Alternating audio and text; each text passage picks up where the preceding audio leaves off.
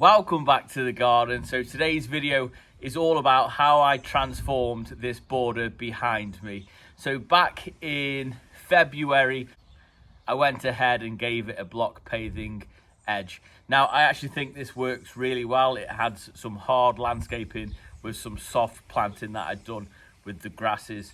But not only that, I'm going to show you how it's come along. And I'm also going to go through some of the plants in a little bit more detail as to how quickly they grow, what sort of conditions they like, what kind of height you can expect within one season, and all that sort of good stuff. So without further ado, let's get into today's video. So this has quickly become one of my favourite borders in the garden. Now I'm going to go through the reasons why right now. So I've got a really good mix of plants between annuals, perennials and some hardy evergreens. So what I'm going to start with, the structures of the border that I laid out and then go from there. So we're going to talk about some of the big plants first and work our way down to the smaller ones. Let's start with the Cordyline australis in the middle just here. This is a plant that I already had planted. Now these do get to palm trees. It did have quite a hit in the winter with the frosts that we had, but they are winter hardy. It's just a case of the crowns can sometimes be quite temperamental in the wet because we did have quite a wet summer. So this will become a tree. You do see them down south a lot here in the UK, huge trees. So we can keep that crown protected, then that's going to become, well, it's going to surpass that building there next door. So that's going to be a real treat. So that was already in, so we'll start with the middle. Moving right, this has become probably my new favorite in the garden. And this is I think it's called Black Lace Sambuca, not like the drink, but this, I had real trouble with the slugs last year. I've actually got 3 of these in the garden and this has by far done the best. Now what I'm going to go ahead and do with this is I'm actually going to strip the lower leaves off and create almost a standard out the top. So underneath we've got these beautiful grasses and this perennial geranium, as you can see, one single flower there. This soil actually must have been really quite rich because it hasn't flowered a lot, but it's put on loads of growth. Anyway, so I'm going to strip the bottom leaves off, as I am with quite a lot of my sort of larger shrubs. And I'm going to strip the leaves off and create this to get really quite big. So this growth here, what you're looking at, is actually this year's growth. So it's done absolutely amazing. So if you look at that within the border, that's a good 3 feet. I'm going to guess it's going to get halfway up this fence this year. So we can expect in 3 years time this to be just as tall as the building there, and I won't let it get any bigger. I don't want them to get any bigger. I'm just going to simply prune them out in a way that it doesn't actually look like I've pruned them, but I am going to keep them in check just there. So that's my second shrub. I'm going to work my way over here. Now this is a foxglove tree. Now it is tiny, they actually get huge. What you can do with these is you actually pollard them, which means you chop them back, encourage new growth. You can either do that pretty much at any height. So I'm looking forward to having really large leaves here. I am going to let that get bigger than this building just here, but not absolute monstrous. I do want to be mindful of the neighbours, but I also want it to feel like I'm not in my own garden in the UK, if that makes sense. So let's move on. So we're still going to talk about the structural plants in the garden. So just to the left of the Cordyline we have a Photinia. There's a few different varieties of these. This is actually called a pink marble, so it's a variegated variety. The ordinary variety is just a Photinia cross Fraseri. And again, the plan for this, get lots of growth on it, strip off the bottom leaves to create almost standards, just so we can get the planting schemes underneath that. Not only that, it will create an atmosphere within the border and give it its own sort of microclimate, so we can go ahead, continue planting the likes of Crocosmia and ferns and things like that. but we'll come on to them in a minute. So we've got a pretty sickly looking prunus tree there, but I needed to get it somewhere in. This may or may not come out, I'm undecided yet, but I just wanted some height because, as you can see in the garden, there is none. So staying with shrub themes, we've got this really nice Fatsia japonica. Now this is recovered really well. This got a lot of frost damage on it and it's bounced back absolutely brilliantly. And I've got a few in the garden now, but this one's wasn't doing so great, but it certainly is now. So moving round here, this was an offcut of a tree that I've got out the front, and this is a Roost typhina. Now this is a real tropical looking plant, but it does have a real habit of running. Now what I mean by that is once it's put the roots down, it will pop up everywhere in your garden. So I have got it in a pot for now. I'm undecided as to whether it's going in the garden or not. I'm pretty sure that I'm just gonna sink the pot into the ground, and so you can't actually see the pot, so therefore it can't go wandering in the garden, because I love it, but I don't want to end up trying to manage it. So, but height wise, these are monstrous. These get absolutely huge, and with this being in the corner here, and I'm not going to take anybody's light away or anything like that, I'm just going to see how big I can get this. Not only that, when you come round from another angle of the garden, I want to be able to see this. Now this turns a beautiful orangey red when it drops its leaves in the autumn, so that's worth noting. This isn't an evergreen, whereas something like this Fatsia japonica is. Also worth noting, the Photinia is an evergreen, but the purple black lace sambuca isn't, so that will also drop its leaves. Moving away round, and I'll show you from the other angle in a moment, another structural plant here. We have the Trachycarpus fortunei right next to it, and I've planted a little bit densely here, which you live and learn, is my Tetrapanax T-Rex. Probably my favourite plant in the garden, if I'm being honest. And that's going to be an absolute beast. But I'm going to show you the reason why I planted it here. And then we've got another cord line, so again, we can keep the frost off the centre, because that's the centre that you have to protect. We're going to end up with a nice tree. So I'm going to spin you around and show you the other angle now, and hopefully it'll make some sense as to why I planted these here. This is the other angle, so this is looking out from my back door kitchen window. So the idea being here for me is the Trachycarpus will get going and it will be a large specimen, but the Tetrapanax should outgrow it really in every way. So the idea being, when I look out my window, I'm going to see this massive structural plant here, and as you look across this wall here, we're going to have a blanket of greenery and shrubbery, so when we're on the other side, you're not going to feel like the house is particularly here. So that's the reason why I planted this out the way it is. Now really it's a case of it just needs to get established. Really happy with the spacings and things like that, what I've got. Apart from this Tetrapanax, I might have given this a bit more room. Potentially I shouldn't have planted this, perhaps move this over a little bit, but I'm still happy. I'm still happy. So let's talk about the filler plants underneath.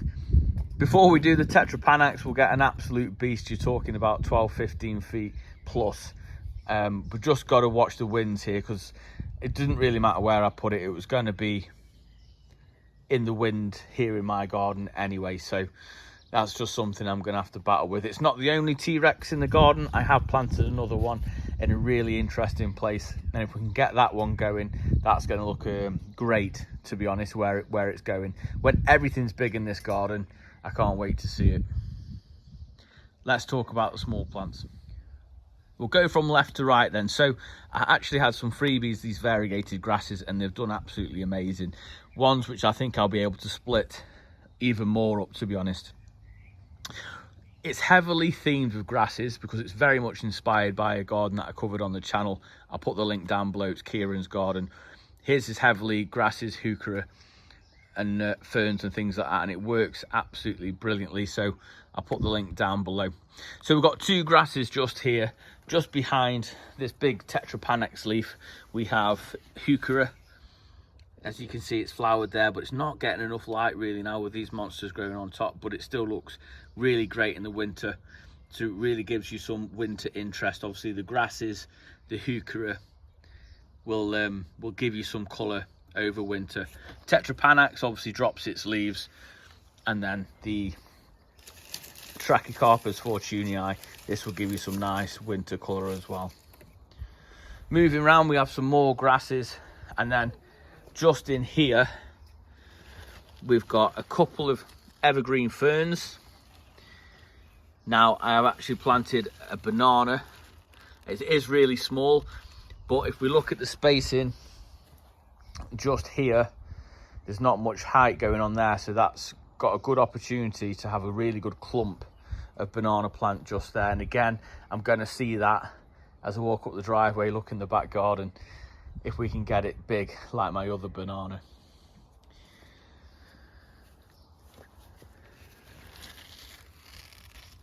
So we have some Persicaria, which actually overwintered really well. I'm really excited to get some of this in the garden. I do know it spreads, so you have to manage it. However, I'm going to take some cuttings off this. As soon as these get to a decent height, I'm going to take some more cuttings and get this spread around in the garden. So just here we have a really pretty penstemon.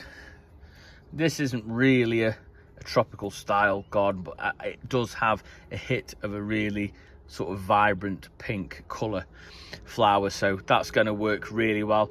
This is deciduous, so basically you have to cut this down a little bit. You don't lose all the leaves, but then it will regenerate in the spring.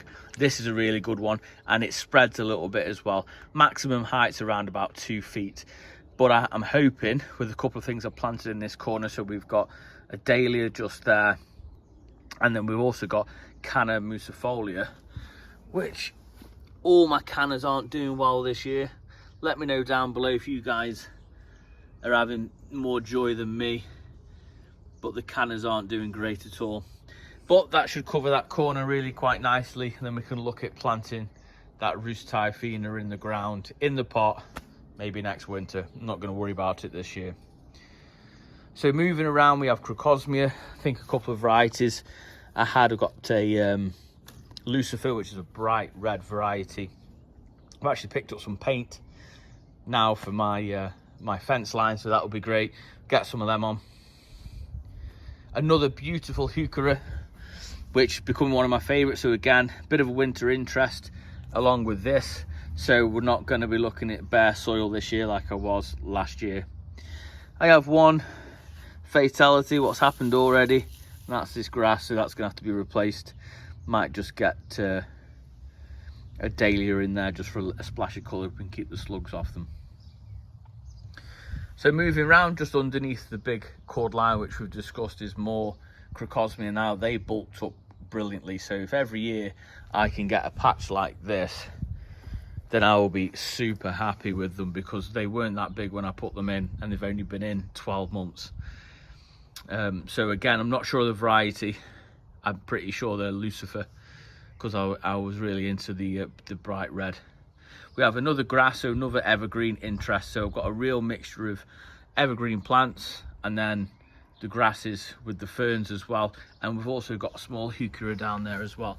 It's been overshadowed by these annual plants. So these are nasturtiums. Now, I didn't plant any of these this year. These are just self-seeded from last year, because I used them quite heavily. And they're doing really well. If the caterpillars come back again this year, then so be it. But I haven't actually planted these. And we've actually got some red salvias in between as well, which are actually going to look really nice. The slugs are eating them, but they don't seem to be quite as prolific. Now this is probably my favourite shot of the garden, and this is becoming one of my favourite plants, both front and back, and that is a perennial geranium. So this will just die back, and you can multiply this just by simply chopping it in half with your spade and moving it around the garden. So I got given this fern. This was a Facebook special, said it was free to collect large ferns. So unsure of the variety, but it's brilliant. Like, I'll get you in shot now, see how high I am. So although I'm aiming for a tropical style garden, I am a little bit on the reserve side, and we've got some really hardy plants. Everything that I've shown you in here is fully frost hardy, and yes, it might get slightly damaged by some really heavy frost or a bad winter, but they shouldn't die. So I'm hoping to give you guys some really good ideas to get planting and some different texture ideas when it comes to plants, because one of my favorite combinations is actually my perennial geranium and this black lace sambuca, which we've got just behind me. So once you've figured out what sort of edging you want, lots of different edging on the market. There seems to be a really popular demand for like a cast iron type edging, which you can just simply knock into the ground, connect together, and that seems to be a really popular one at the moment.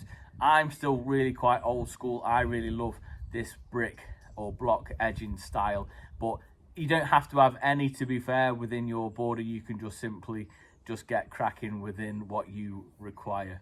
So just to summarize, what I would really think about with your borders is what's going to be the main backdrops of your plants. What do you want them to look like? Do you want them to be evergreen? Are you bothered about seeing stuff over winter? How far apart do you want it? As you can see, mine's quite densely planted, and again, it's inspired by Kieran's garden, because I remember thinking everything's so jam-packed together, but it works so well. And to be fair, I've kind of copied it, and it has done, because last year my borders were a little bit sparse and I waited all year for them to fill up. And really, we don't have to have that kind of patience anymore, do we? So once you've got your structure of your plants, what do you want to plant below them? Do you want them to be evergreen? Are you bothered about them coming back every year? The one plant I would recommend that you do get in your garden, whether it's tropical style or not, is these beautiful crocosmias, because they're also known as a Montbretia, but they come back every year. They come back stronger, and they are a real splash of colour. And it is worth mentioning as well, I haven't planted out my Brugmansias yet. I do have a few smaller varieties of Brugmansias who do get quite big with a real splash of colour that is yet to go through the borders. So that should thicken them up even more, and a few more dahlias to add as well, if we can keep the slugs off them. So if you did enjoy it, then please give it a big thumbs up, as it really does help the channel out, and drop a comment down below, as it helps share it out to others who love gardening just like we do. But until next time, I hope you enjoyed the update. I hope you found it useful, and we'll see you in the garden. Take care.